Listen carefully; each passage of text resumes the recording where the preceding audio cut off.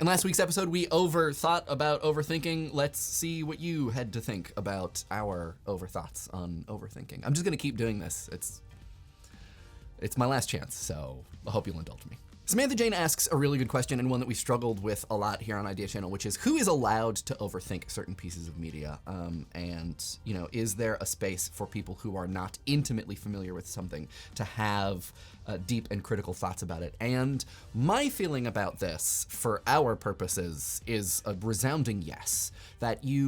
I don't feel like you need to be someone who is familiar with 100% of the lore of something, with all of the backstory, all of the fan theories, all of the everything, in order to think critically and deeply about it. I think that having a deep knowledge of something is certainly repaid if you want to have very, very deep, very critical thoughts that are, accepted by people who are on the same level. But often I think that it is people who have just come to something who are not engaging with it at this very deep level that can see it for what it is. There's a kind of newness of perspective that I think people can bring. Our rule, or at least my rule on Idea Channel, was we wouldn't do an episode about something that I couldn't have a 10-minute conversation with someone for whom it was their favorite thing. So, I didn't want to talk about stuff that I was not interested in learning a little bit more about, that I was not interested in having a conversation about, because, I understand that there are people for whom pieces of media are very, very influential, very important. And so we wanted to be able to meet people on that level, both in the videos and in real life. But I can't become a huge, an in-depth expert on everything. And so that was how we approached it. Valle responds to Samantha Jane's comment with, I think, a really nice point, which is thinking about the ivory tower of geekdom, and that there are people who will say, until you are familiar with the entirety of the canon and the lore, and you have this deep relationship with something, you are not a real fan and therefore cannot approach something critically. You can't, sort of think through it in the way that we encourage. And I would say, I would say that those people definitely exist, but I would say anybody that's trying to police your thoughts or your fun, your treatment, your thinking with something that you are earnestly interested in, regardless of your level of familiarity with it, is, I don't know, don't be friends with those people. Think about stuff that gets you excited, even if it's stuff that you're only a little bit familiar with, and then you will gain familiarity through the process. Daniel and a couple other people wondered why these finale videos weren't something that we did at the beginning of Idea Channel. Why didn't we talk about what we set out to do when we started? Why are we waiting until the very, very end of the show? And this is a great question, and one that I kind of have an answer for. So Daniel has two hypotheses as to why we didn't talk up front about how we make Idea Channel, what our aims are, and all that other stuff. The first is, even if we were to make that video at the beginning or somewhere during the course of the show, it wouldn't stop people from challenging it and asking questions. And the second is, it's not necessarily the show that we are talking about in these final episodes. It's a whole approach that exists well beyond the show. And both of these things are part of why we didn't talk about what Idea Channel is before now. As to the first point, I would say that it's more along the lines of, if we talk about what the aim of the show is and people know it, then that opens it up for argumentation alongside the particular topic that we're discussing in any given video. It was important to us that everybody talk about the matter at hand in each individual video, talk about Dark Souls, talk about, Welcome to Night Vale, talk about all this other stuff, and not get stuck in this meta conversation about what Idea Channel is doing and how we're going about it. For the most part, everybody handled themselves really well throughout most of our comment sections.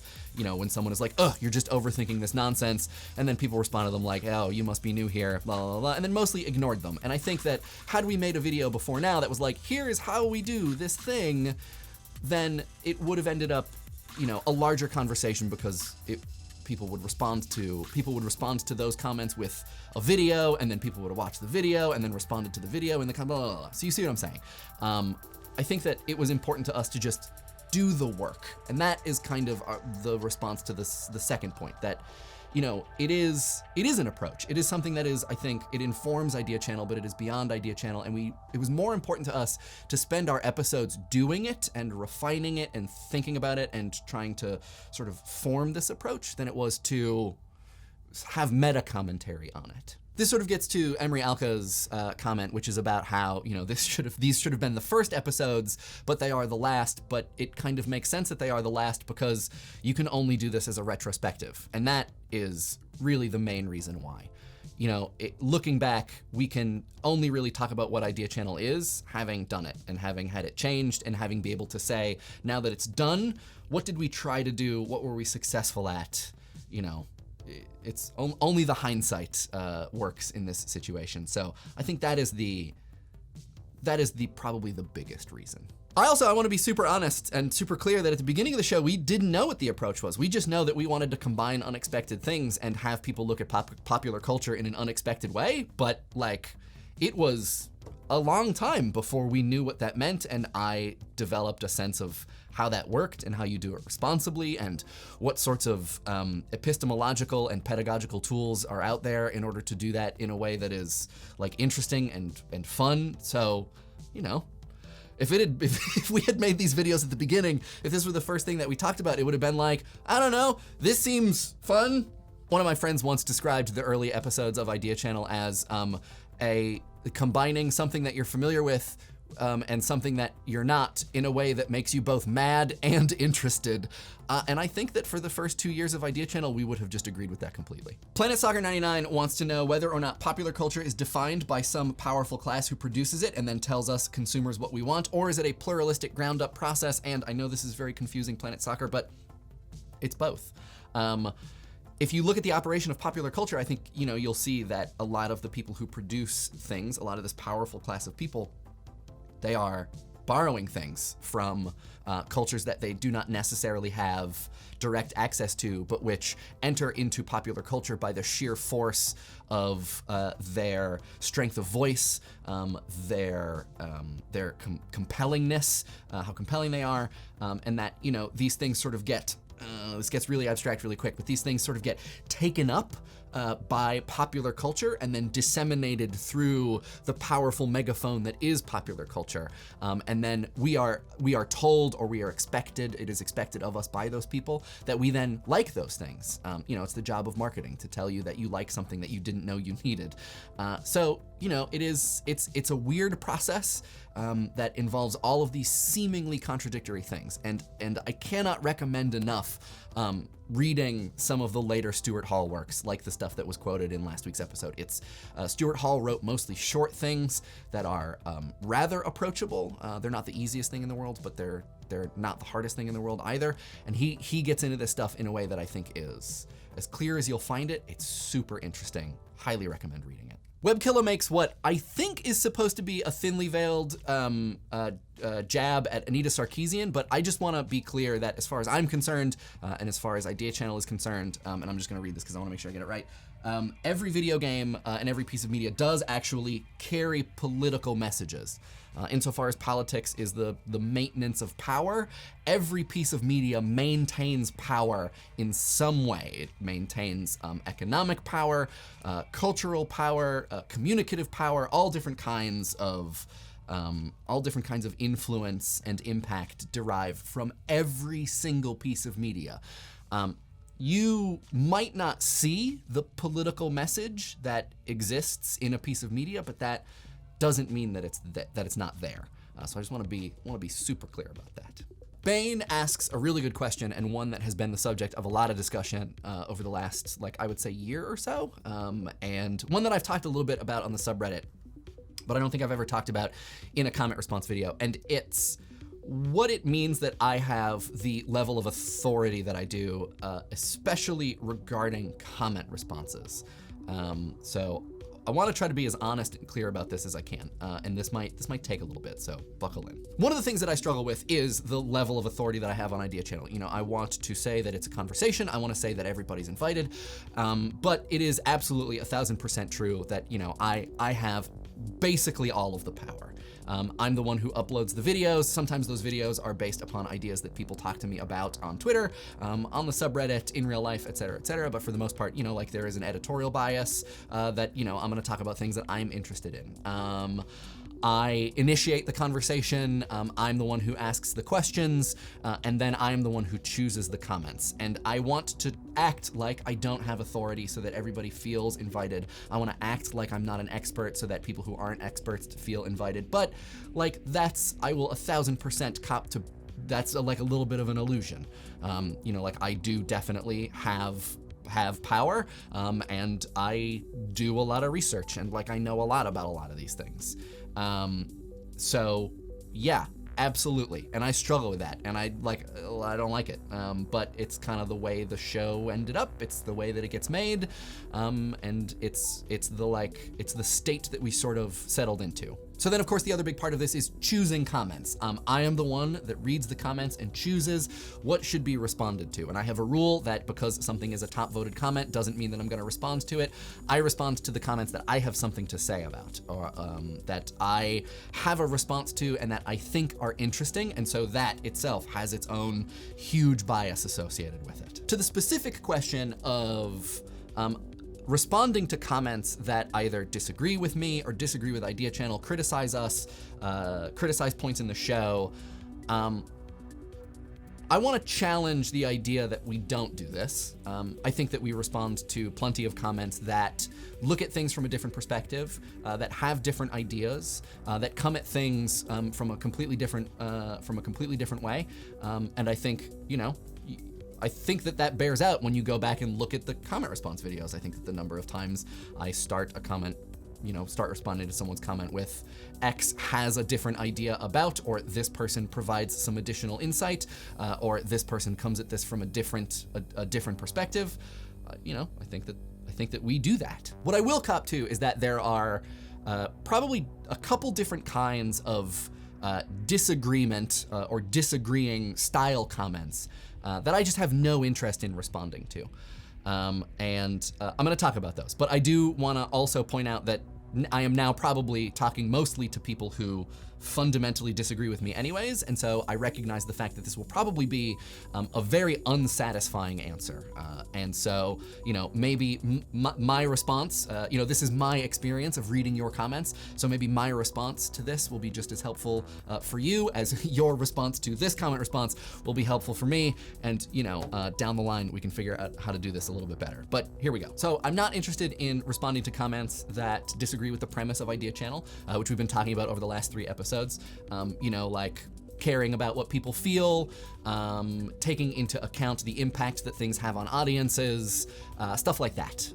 If someone wants to argue about why we should or should not think deeply about things, or why believing oppressed populations is a good or useful intellectual exercise, like, meh, I have no interest in responding to that. I think that I respond to some like, oh, you're just overthinking this comments, you know, maybe like 5 times, because, you know, they're in every video. I also have no interest in responding to comments that disagree with the premise of the video. The one that comes right to mind is when we did our Ghost in the Shell video. You know, one popular disagreement is, what about Japan? Japan does yellow washing, so are you gonna get mad about that? And the response to that is, the episode wasn't about Japan. The episode was about American cinema. And if we made an episode about the global impacts of changing races on things, changing the race of characters, then we would have talked about that, but we were talking about American cinema. So, sorry. And that happens a lot. That happens in a lot of videos. We have people who want to what about the premise of the video itself, and I mean, they can feel free to, but what it comes down to is that in a comment response video, it's not interesting or fun for me to say, I noticed that you disagreed. It seems like you didn't understand the premise of the video. It's also kind of mean. I don't want to do that. Which brings us to the third kind of comment, which is just, you know, like kind of flippant disagreement. And I think that we place a big importance on tone in the show, and I expect us to have like calm and civil conversations that are nice, and I'm perfectly willing to admit that there are a lot of things that I say that are either confusing or worthy of more thought, or can be expanded more. And I think if you go back and you watch our comment response videos, you'll see it all the time where I say, hey, someone points out that this was confusing. There was a lot of confusion. Someone brings more depth to this thing that we didn't cover fully. We're perfectly willing to admit that. But when someone is just like, listen, dum-dum, you're wrong about this. Like, I'm not gonna put that on screen. I don't wanna have that conversation. I wanna have like a nice conversation. There's no shortage of YouTube channels where you can go to see people be like furious and righteous. I just wanna like hang out with people who want to have a conversation. And I mean, this is hugely speculative, but if I were to guess, I would say that a sizable contingent of the people who write comments in disagreement that are the ones that don't end up on the show are coming from a place where they I can't believe I'm about to say this, they want me to abandon my SJW tendencies. And in a way, that's like not really a conversation that I'm interested in having. I would not call them SJW tendencies. I would say that I place a huge importance on ideas of equality and appreciation and empathy and listening to marginalized peoples, and thinking through how media works for and around them.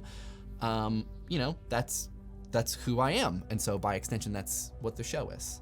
And so a lot of those comments, I think that they seek a kind of acknowledgement or airtime that like I'm not interested in it. Like the sort of base level conversation that I'm interested in having is like equality is pretty dope, and like social causes are super important. And I think that, you can be honest about the fact that disappoints you, and I can appreciate that disappointment. But I'm also gonna be honest about the fact that like, we're not gonna change the show in response to it. It's just like our sort of base level values. And I'm proud of that. I think that is the right decision. You may not.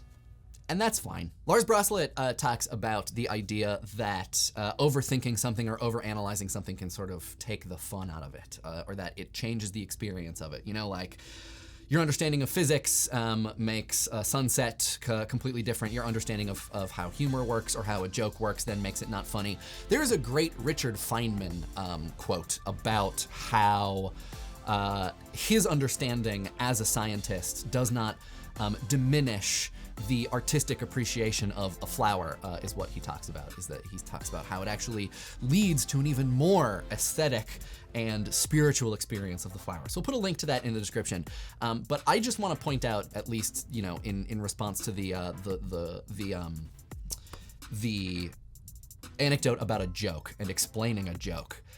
I think about this all the time, because when I hang out with my friends who are professional comedians, they do this thing to me, or not to me, because I'm not that funny. They do a thing that I think is fascinating, and that one of them will make a joke, and others might chuckle, or they might sort of nod and smile, and then they'll look at one, and then one of them will look at the one that made the joke, and they will go, dude, that's really funny. And there's something so expert about that. There's something so I think deep and satisfying about that experience of humor that I find fascinating. And that I think that it's not destroying the impact of humor as something that causes a giggle that you can't control. It's something that changes it, and changes it to something that is, at least in my view, not worse, but more intense. And I think that way a lot about, I think about that a lot when people charge others with overthinking or with ruining the surface level experience of something you just want to have it wash over you and you just want to have this experience. I think about comedians who point at one another and who say, whoa, that is funny. But they don't laugh. Engastrimyth writes a comment on the subreddit that I think is really interesting and gets to something that I want to push back really hard on, and it's the idea that we should be looking for what is truly in a work and nothing beyond that. This, I think, is really complicated because you have to decide what the arbiter of truth is. Is the arbiter of truth the author? This gets complicated for all the reasons that Roland Barthes points out in Death of the Author, that the author might not be the person who is the most capable of saying what made its way into their work. This is a huge conversation that's happening currently about ideology as it relates to media. People bring their worldviews that they do not necessarily know they have to the things that they make, right? This is the joke about asking a fish what the water's like. And then they go. And I think this is something that most creators would cop to. I think that most people who make things professionally would recognize that they are not an authority on the entirety of the meaning or of the contents of their work. I think that audiences argue about this more than creators do. I think that a lot of confusion comes from the idea of text versus subtext, that when people talk about what meaning can be found in a piece, a lot of people think that the style of overthinking, critical thinking that we do on Idea Channel, people mistake that for us saying that that is textual, that it is something that as Engastrimyth says, it is a message of the work. That's not necessarily the case. We're talking about subtext. We're talking about things that are suggested by the tone, by the situations, by various aspects of the work, but that are not stated explicitly. And there's nothing bad about this. This is what criticism is. This is what exegesis is. It's how people approach culture, and it's how we've done it for a very long time. And there are many places and ways that these processes are useful that might not uncover what is the truth of something on its textual level, but uncovers its meaning on a subtextual level. And one of those examples is brought to us by John YGG, who writes a really great comment otherwise, but points out how, overthinking a car commercial can sort of show you how what a car company is selling you is not necessarily a car, but an idea of freedom. Being able to do whatever you want, being able to go places unhindered by the lack of transportation. And so that's not something that's in the textual level of an ad, but watching any car commercial, driving through trafficless, beautiful hills at 75 miles an hour across the American landscape, right? Like, what else is there in that subtext other than this idea of freedom? And that helps you understand how marketing works, what these companies think cars are for. And also it helps you as a consumer understand, like, you're not gonna accidentally end up in the situation that the car commercial is selling you. Like, you're gonna have to try to go out to the Nevada desert to get that wide open road. Mostly you're gonna sit in traffic, like on your way to the McDonald's. And I think that it's, there's a lot of power and there's a lot of insight that comes with being aware of these things, even though they are not necessarily speaking textual truths. And last but certainly not least, Patio Furniture 400 points out that people might hate overthinkers the way that they hate people who use a fork and a knife to eat pizza. That, we are still enjoying something, but that we are just enjoying it in a way that is maybe unexpected or different from how a lot of people think something should be enjoyed. And I want to say just that this comment made me look deep in my soul about how I feel about people who use a fork and a knife to eat pizza. And it has maybe changed who I am as a person. So thank you.